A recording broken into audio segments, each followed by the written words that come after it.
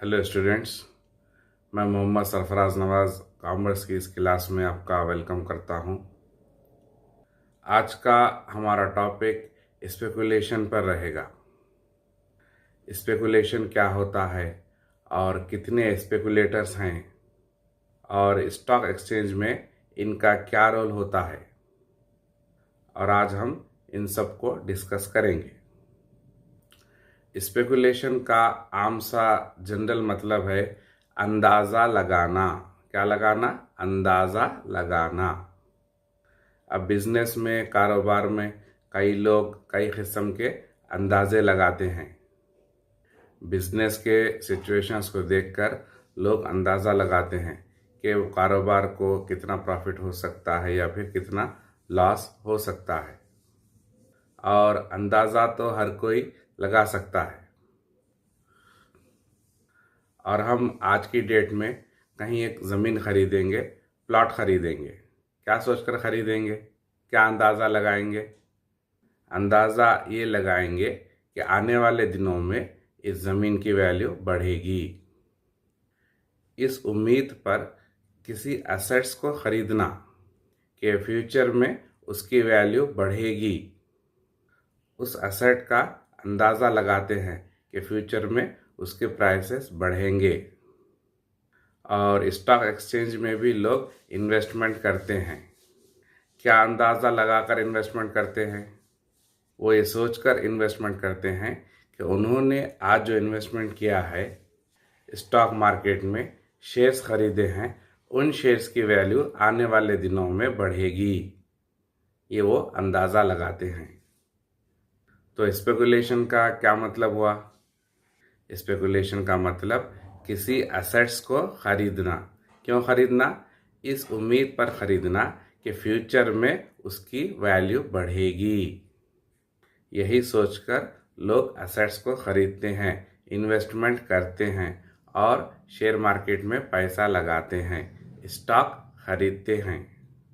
तो समझ में आया स्पेकुलेशन क्या होता है? चलिए अब बात करते हैं स्पेकुलेटर की। स्पेकुलेशन का मतलब अंदाज़ा लगाना, और स्पेकुलेटर का मतलब वो आदमी जो अंदाज़ा लगाता है। किस चीज़ का अंदाज़ा लगाता है? उन चीज़ों का अंदाज़ा लगाता है जो उसने चीज़ खरीदी है, उसकी वैल्यू फ्यूचर में बढ़ेगी, उसके माल की कीमत बढ़ेगी। ये उस बात का अंदाज़ा लगाता है, तो उसी को हम स्पेकुलेटर कहेंगे। अब शेयर मार्केट में क्या अंदाजे लगाए जाएंगे? शेयर मार्केट में ये अंदाजे लगाए जाते हैं कि या तो शेयर के प्राइसेस बढ़ेंगे या फिर शेयर के प्राइसेस कम होंगे। इन बातों का अंदाज़ा लगाया जाता है। तो समझ में आया स्पेकुलेशन क्या होता है और स्पेकुलेटर क्या होता है। और स्पेकुलेटर अपना प्रॉफिट कैसे कमाता है? स्पेकुलेटर सिक्योरिटीज़ को खरीदता है और बेचता है। सिक्योरिटीज़ को खरीदने में और बेचने में एक डिफरेंस होता है, यानी कि वो सिक्योरिटीज़ को एक कीमत पर खरीदेगा और बेचेगा कब? कीमत बढ़ने पर। और ये सिक्योरिटीज़ के खरीदने और बेचने का जो डिफरेंस होता है, जो फ़र्क होता है, वही स्पेकुलेटर का प्रॉफिट माना जाएगा। स्पेकुलेटर सिक्योरिटीज़ के प्राइसेस का अंदाज़ा लगाकर प्रॉफिट कमाता है। स्टॉक एक्सचेंज में कई किस्म के स्पेकुलेटर्स होते हैं जो अंदाज़ा लगाते हैं शेयर प्राइसेस के बढ़ने का और कम होने का। स्टॉक एक्सचेंज में स्पेकुलेटर्स को सट्टेबाज भी कहा जाता है। क्या कहा जाता है? सट्टेबाज। आज की इस क्लास में हम 4 स्पेकुलेटर्स के बारे में बात करेंगे। तो उनमें सबसे पहले आता है बुल, बैल जिसको हम कहते हैं। दूसरे नंबर पर आता है बियर, रींछ। तीसरे नंबर पर आता है लेम डक, लंगड़ी बदख। और चौथे नंबर पर आता है बारहसिंगा, स्टैग। इन चारों को स्टॉक मार्केट प्लेयर्स कहा जाता है या फिर स्टॉक मार्केट के स्पेकुलेटर्स कहा जाता है, सट्टेबाज कहा जाता है। अब आप सोच रहे होंगे कि ये जानवरों के नाम स्टॉक एक्सचेंज में क्या काम आते हैं। स्टॉक एक्सचेंज में इन जानवरों के नामों को लिया गया है। क्यों लिया गया है? उनकी खासियत की वजह से, उनके कैरेक्टर की वजह से। हर एक जानवर की एक फितरत होती है, नेचुरल इंस्टिंक्ट होता है उसका। और आप जब कभी भी कोई न्यूज़पेपर पढ़ते हैं या टीवी देखते हैं या फिर कोई बिजनेस के बारे में न्यूज़ को सुनते हैं, सेंसेक्स या निफ्टी के बारे में कभी कोई न्यूज़ देखते हैं या फिर बॉम्बे स्टॉक एक्सचेंज या फिर नेशनल स्टॉक एक्सचेंज के फ़ोटोज़ वगैरह देखते हैं, तो वहाँ पर आपको इन स्पेकुलेटर्स के फ़ोटोग्राफ्स नज़र आएंगे। और ज़्यादातर फ़ोटोज़ आपको बैल के मिलेंगे या फिर रेंज के मिलेंगे, बुल या फिर बियर। इन दोनों के फ़ोटोज़ आते हैं, इन दोनों के फ़ोटोज़ आते हैं और इनके ताल्लुक़ से न्यूज़ आती हैं कि शेयर मार्केट में आज इतने पॉइंट्स का उछाल आ गया, शेयर मार्केट में शेयर के प्राइसेस बढ़ गए और आज बुल मार्केट है, या फिर शेयर मार्केट में गिरावट आ गई, शेयर मार्केट में मंदी चल रही है या फिर शेयर के प्राइसेस गिर गए, तो इसको रेंज से कंपेयर किया जाएगा।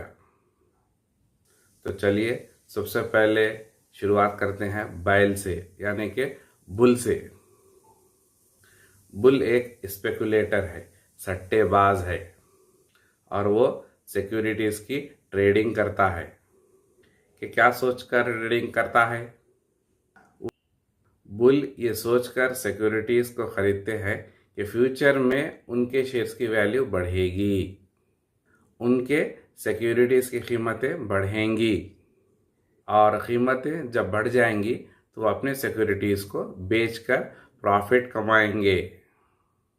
वो ये अंदाज़ा लगाते हैं कि उनके पास जो सिक्योरिटीज़ हैं फ्यूचर में उनका प्राइस बढ़ेगा, फ्यूचर में उनके सिक्योरिटीज़ कीमत में उछाल आएगा। और जब सिक्योरिटीज़ की कीमतों में उछाल आएगा तो वो क्या करेंगे? वो अपने सिक्योरिटीज़ को बेच देंगे और प्रॉफिट कमाएंगे। बुल का मतलब क्या है? आपको पता है कि हम ऑर्डिनरी लैंग्वेज में बुल को बैल कहते हैं, मगर बुल का मतलब स्टॉक एक्सचेंज में तेज़ी होता है। क्या होता है? तेज़ी होता है।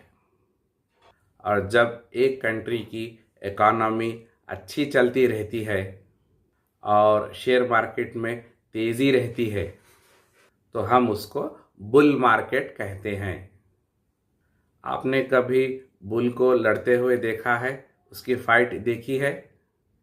जब आप उसकी फ़ाइट देखेंगे तो आपको अंदाज़ा होगा कि बुल को स्टॉक एक्सचेंज में क्यों कंपेयर किया जा रहा है, क्यों अंदाज़ा लगाया जा रहा है कि ये बुल है बोलकर। बुल जब कभी भी लड़ता है या अपने शिकार से फाइट करता है तो पहले अपने सर को नीचे झुकाता है और सींगों से उठाता है, ऊपर उछालता है। यानी कि बुल नीचे से ऊपर की तरफ अटैक करता है, नीचे से उछालता है ऊपर की तरफ। तो इससे शेयर मार्केट में सिक्योरिटीज की कीमतों में उछाल आता है, तेज़ी आती है, तो उसे बुल मार्केट कहते हैं। तो समझ में आया बुल क्या होता है, बैल क्या होता है? सिंपल तरीके से अगर हम इसको समझेंगे, इसके मीनिंग को अगर जानेंगे तो बात यही सामने आती है कि बुल बैल उसको कहते हैं जो सिक्योरिटीज़ की कीमतों को उछालता है, सिक्योरिटीज़ कीमतों को नीचे से ऊपर तक उछाल देता है, यानी कि सिक्योरिटीज़ की कीमतों को बढ़ाता है। तो उसको हम क्या कहेंगे? बुल कहेंगे। बुल स्पेकुलेटर, बुल सट्टेबाज कहेंगे। तो चलिए अब बात करते हैं अगले सट्टेबाज की, अगले स्पेकुलेटर की, जिसको हम बियर कहते हैं, रींच कहते हैं। बियर रींच एक सट्टेबाज होता है और ये अंदाज़ा लगाता है कि फ्यूचर में शेयर के प्राइसेस गिरेंगे, शेयर प्राइसेस की वैल्यू कम होगी। बियर का मतलब मंदी होता है, मतलब शेयर मार्केट में मंदी छाई हुई है, शेयर प्राइसेस की वैल्यू में कमी आई है।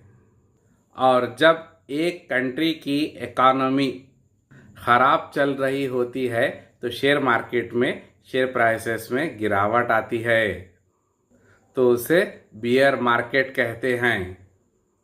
क्या आप जानते हैं कि बियर की एक खासियत क्या होती है? बियर जब भी हमला करता है अपने शिकार पर, वो अपने शिकार को ऊपर से नीचे की तरफ खींच कर लाता है, अपने पंजों से शिकार को ज़मीन पर खींच कर लाता है। उसकी इसी खासियत पर बियर सट्टेबाज कहा जाता है। बियर ऊपर से नीचे की तरफ अटैक करते हैं अपने शिकार पर, और जब शेयर मार्केट में तेज़ी से गिरावट आती है और शेयर प्राइसेस तेज़ी के साथ गिर रहे होते हैं तो उसे बियर मार्केट कहा जाता है। तो समझ में आया बियर क्या होता है? चलिए इसको एक अच्छी मिसाल से समझते हैं। फर्ज कीजिए कि किसी बियर ने किसी इन्वेस्टर के साथ एक कॉन्ट्रैक्ट साइन किया है। किस किस्म का कॉन्ट्रैक्ट?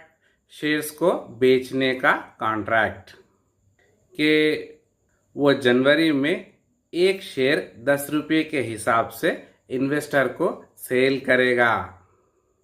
कौन सेल करेगा? बियर सट्टेबाज सेल करेगा। किसको सेल करेगा? इन्वेस्टर को सेल करेगा। कब सेल करेगा? जनवरी में सेल करेगा। और बियर को मालूम होता है और वो ये अंदाज़ा लगाता है कि दिसंबर में शेयर्स के प्राइसेस गिरेंगे, शेयर मार्केट में गिरावट आएगी। ये सोचकर वो अंदाज़ा लगाता है कि शेयर के प्राइसेस की वैल्यू कम होगी। और अगर उसका अंदाज़ा सही निकला और वाकई में दिसंबर में शेयर्स की वैल्यू कम हो गई, शेयर मार्केट में गिरावट आ गई, तो वो क्या करेगा? तो वो 10 रुपये के एक शेयर को 8 रुपये में ख़रीदेगा और फिर जनवरी में उसको 10 रुपये के हिसाब से सेल कर देगा। तो उसने अंदाज़ा लगाया था कि शेयर प्राइसेस गिरेंगे, शेयर की वैल्यू कम होगी, और ये उसका अंदाज़ा सही निकला और अब उसको फ़ायदा हो गया। कितने का फ़ायदा हुआ? एक शेयर के ऊपर 2 रुपये का फ़ायदा हो गया। किसको हुआ फ़ायदा? बियर को हुआ, रींच को हुआ, बियर सट्टेबाज को हुआ। यही बियर का प्रॉफिट कहलाएगा, मुनाफा कहलाएगा। तो समझ में आया बियर सट्टेबाज क्या होता है? अब ये सवाल पैदा होता है कि शेयर मार्केट में कितने % गिरावट आनी चाहिए, तब उसको बियर मार्केट कहा जाएगा। शेयर मार्केट में शेयर प्राइसेस में कम से कम 20% की गिरावट आनी चाहिए। शेयर्स की वैल्यू में कितनी आनी चाहिए? मिनिमम 20% गिरावट आनी चाहिए, तभी हम उसको बियर मार्केट कहेंगे। अगर 20% से कम की गिरावट आती है तो उसको हम बियर मार्केट नहीं कह सकते। तो कंडीशन कितना है? मिनिमम 20% शेयर मार्केट में शेयर प्राइसेस में गिरावट आना चाहिए। कितने %? मिनिमम 20% की शेयर मार्केट में शेयर के प्राइसेस की वैल्यू में गिरावट आनी चाहिए, तभी हम उसको क्या कहेंगे? बियर मार्केट कहेंगे। बियर मार्केट में लोग डरे हुए होते हैं क्योंकि ख़राब मार्केट कंडीशंस और शेयर प्राइसेस में गिरावट आ जाने की वजह से वो अपने स्टॉक बेच देते हैं, वो अपने शेयर्स सेल कर देते हैं। तो समझे आप बियर रींच कौन सा सट्टेबाज होता है। अगर इसको आप सिंपल लैंग्वेज में याद रखने की कोशिश करेंगे तो सिर्फ इतना ही आपको याद रखना होगा कि रींच सट्टेबाज वो सट्टेबाज होता है जो अंदाज़ा लगाता है। किस बात का अंदाज़ा लगाता है कि फ्यूचर में शेयर प्राइसेस के वैल्यू कम होंगे। तो समझ में आ गया बियर सट्टेबाज क्या होता है। चलिए आगे बढ़ते हैं और अब बात करते हैं अगले सट्टेबाज की। अगला स्पेकुलेटर कौन है? अगले स्पेकुलेटर का नाम है लेम डक, लंगड़ी बदख। अब आप सोच रहे होंगे ये कैसे कैसे जानवरों के नाम स्टॉक एक्सचेंज में आ गए। हर जानवर की एक ख़ास कैफियत होती है। उन ख़ास कैफियतों को यहाँ पर स्टॉक मार्केट में कंपेयर किया जा रहा है सट्टेबाजों से। तो लंगड़ी बदख को समझने के लिए एक मिसाल लेंगे। एग्जाम्पल से बात अच्छी तरीके से समझ आती है। देखिए बियर क्या करता है। बियर किसी इन्वेस्टर के साथ एक कॉन्ट्रैक्ट साइन करता है। किस किस्म का कॉन्ट्रैक्ट? शेयर्स को बेचने का कॉन्ट्रैक्ट वो साइन करता है। अब वो कॉन्ट्रैक्ट 1 महीने का भी हो सकता है, 2 महीने का भी हो सकता है या फिर 3 महीने का भी हो सकता है कि मैं इतने दिन के बाद या फिर इतने महीनों के बाद इतने शेयर्स ये रेट पर आपको दूंगा, सेल करूंगा बोलकर बियर क्या करता है? कॉन्ट्रैक्ट साइन करता है इन्वेस्टर के साथ। अब वो वादा कर लेता है तो वादा निभाना पड़ेगा। अब फ़र्ज़ कीजिए कि 1-2 महीने के बाद बियर ने जो वादा किया था कि फ़लाँ कंपनी के इतने शेयर्स ये रेट के हिसाब से दूंगा बोलकर, और अब उस कंपनी के शेयर्स की कीमत बढ़ गई। बियर का अंदाज़ा गलत निकला। वो तो ये सोच रहा था कि 2 महीने के बाद फ़लाँ कंपनी के शेयर्स की वैल्यू में गिरावट आएगी बोलकर वो ये अंदाज़ा लगा रहा था और उसी अंदाज़े पर उसने कॉन्ट्रैक्ट साइन किया था। मगर यहाँ पर बिल्कुल उल्टा हो गया, उसका अंदाज़ा गलत साबित हो गया। फ़र्ज़ कीजिए कि उसने एक शेयर 100 रुपये देने का वादा किया था और अब उस शेयर की वैल्यू 100 रुपये से बढ़कर हो सकता है 110 रुपये हो जाए या 120 रुपये हो जाए, मगर कुछ ना कुछ उसकी वैल्यू बढ़ चुकी है। अब इन्वेस्टर क्या करेगा? अब इन्वेस्टर तो यही कहेगा कि आपने जो कॉन्ट्रैक्ट साइन किया है कि फ़लाँ कंपनी के इतने शेयर्स इतने रेट में ये हिसाब से देंगे और मुझे वो शेयर्स उतने ही रेट पर चाहिए, यानी कि पुराने रेट पर ही चाहिए बोलकर वो इसरार करेगा। कौन करेगा? इन्वेस्टर करेगा। किसको करेगा? बियर को करेगा। और इन्वेस्टर चाहेगा कि पुराने रेट पर ही वो शेयर्स खरीदे, वो नया रेट देने के लिए तैयार नहीं होता। अब ऐसी हालत में बियर सट्टेबाज का क्या होगा? वो तो बुरी तरीके से फंस गया, उसका अंदाज़ा गलत साबित हो गया। उसने अंदाज़ा लगाया था कि शेयर के प्राइसेस कम होंगे बोलकर, मगर यहाँ तो शेयर के प्राइसेस बढ़ गए, उल्टा हो गया और उसका अंदाज़ा गलत साबित हो गया। तो अब बियर क्या करेगा? तो अब बियर किसी दूसरे से फ़लाँ कंपनी के शेयर्स जिनका रेट बढ़ चुका है उनको ख़रीदेगा और इन्वेस्टर को देगा। तो इसमें क्या हुआ? तो इसमें सीधा सीधा बियर सट्टेबाज को नुकसान हो गया। अब इस बीच में जो बियर की हालत होती है, उसकी जो कैफियत होती है वो ये कि एक तरफ तो ज़्यादा कीमत में शेयर ख़रीदना और कम कीमत पर इन्वेस्टर को देना है। तो वो अजीब सी कश्मकश में मुब्तला रहता है, स्ट्रगल करता है, जद्दोजहद करता है। तो उसी स्ट्रगल को, किसकी स्ट्रगल को? बियर की स्ट्रगल को यहाँ पर स्टॉक मार्केट में क्या नाम दिया गया? लेम डक, लंगड़ी बतख का नाम दिया गया। और ये ज़रूरी भी नहीं कि उस कंपनी के शेयर्स उसको मिल जाएं और उन शेयरों को हासिल करने के लिए उसको स्ट्रगल करना पड़ेगा, जद्दोजहद करना पड़ेगा, ताकि वो अपना वादा पूरा कर सके। तो इस पूरे मामले में नुकसान किसको हुआ? इस पूरे मामले में नुकसान बियर सट्टेबाज को हुआ, उसका अंदाज़ा गलत साबित होने की वजह से। तो समझ आ गया लेम डक, लंगड़ी बतख किसे कहते हैं। चलिए अब आगे बढ़ते हैं और बात करते हैं अगले सट्टेबाज की, अगले स्पेकुलेटर की, जिसको हम स्टैग कहते हैं, यानी कि बारहसिंगा कहते हैं। ये बारहसिंगा स्टैग सट्टेबाज बिल्कुल अलग होता है, बिल्कुल मुख्तलिफ होता है दोनों सट्टेबाजों से। कौन से सट्टेबाज? बुल बैल सट्टेबाज और बियर रींच सट्टेबाज, ये दोनों से बिल्कुल अलग होता है। कहते हैं कि स्टैग एक बहुत ही मोहतात सट्टेबाज होता है, वो रिस्क नहीं लेता और ना ही सिक्योरिटीज़ को ख़रीदता है और ना ही सिक्योरिटीज़ को अपने पास रखता है।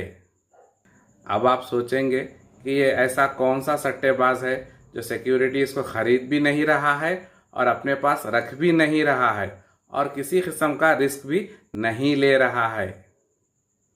स्टैग एक बहुत ही मोहतात सट्टेबाज होता है। स्टैग क्या करता है? जब भी कोई नई कंपनी, कौन सी कंपनी? नई कंपनी, ये बात याद रखने की है। जब भी कभी कोई नई कंपनी का आईपीओ आता है, आईपीओ का मतलब इनिशियल पब्लिक ऑफर, इसको हम हमारे पिछली क्लास में एक्सप्लेन कर चुके हैं।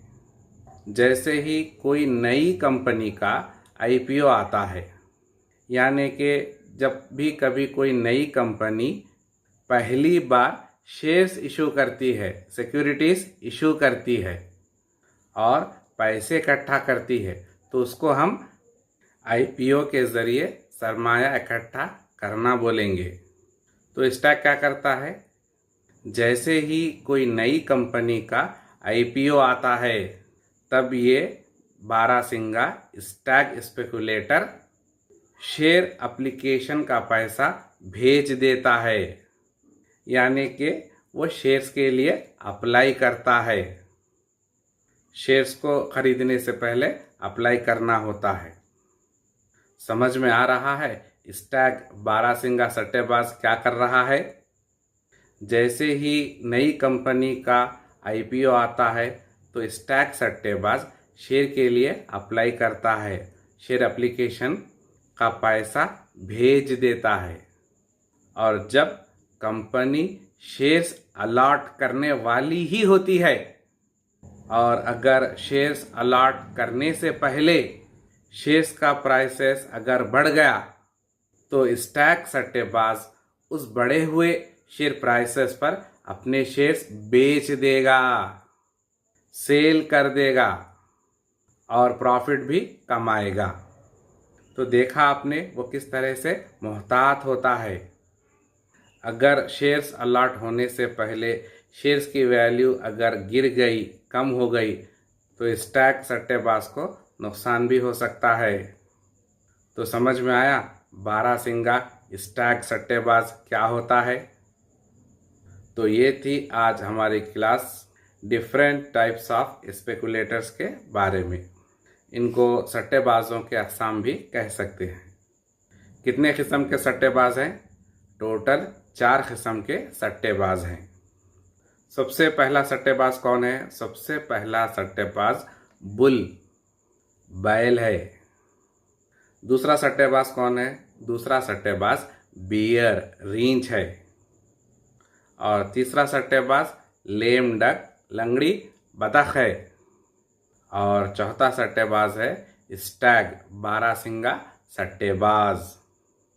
जब कभी आप न्यूज़पेपर पढ़ेंगे या फिर टीवी में देखेंगे, स्टॉक मार्केट के बारे में सुनेंगे या फिर कभी कोई एडवर्टाइजमेंट देखेंगे, तो आपको रोज़ाना सिर्फ 2 ही सट्टेबाजों के फ़ोटोग्राफ्स दिखाई देंगे, या तो बुल सट्टेबाज नज़र आएगा या फिर बियर सट्टेबाज नज़र आएगा। सेंसेक्स और निफ्टी में इनको देखकर ही अंदाज़ा लगा लिया जाता है कि आज किसकी मार्केट है। अगर बुल की फ़ोटो है तो स्टॉक एक्सचेंज में शेयर प्राइसेस में उछाल है, शेयर प्राइसेस बढ़े हुए हैं। और अगर बियर की फ़ोटो आती है तब स्टॉक एक्सचेंज में शेयर प्राइसेस गिरे हुए हैं। तो इन्वेस्टर्स क्या करते हैं, इनको देखकर अंदाज़ा लगा लेते हैं अपने इन्वेस्टमेंट का। अगर बुल मार्केट है तो उनका फ़ायदा है, अगर बियर मार्केट है तो उनका नुकसान है। पूरी दुनिया के स्टॉक एक्सचेंजेस में इन दोनों सट्टेबाजों को जाना जाता है और माना जाता है। तो समझ में आया सट्टेबाज क्या होते हैं। मैं उम्मीद करता हूँ कि आज आपको ये क्लास समझ में आई होगी। तो अब हम हमारी इस क्लास को यहीं पर ख़त्म करते हैं और मिलते हैं अपने नेक्स्ट वीडियो में। तब तक के लिए थैंक यू।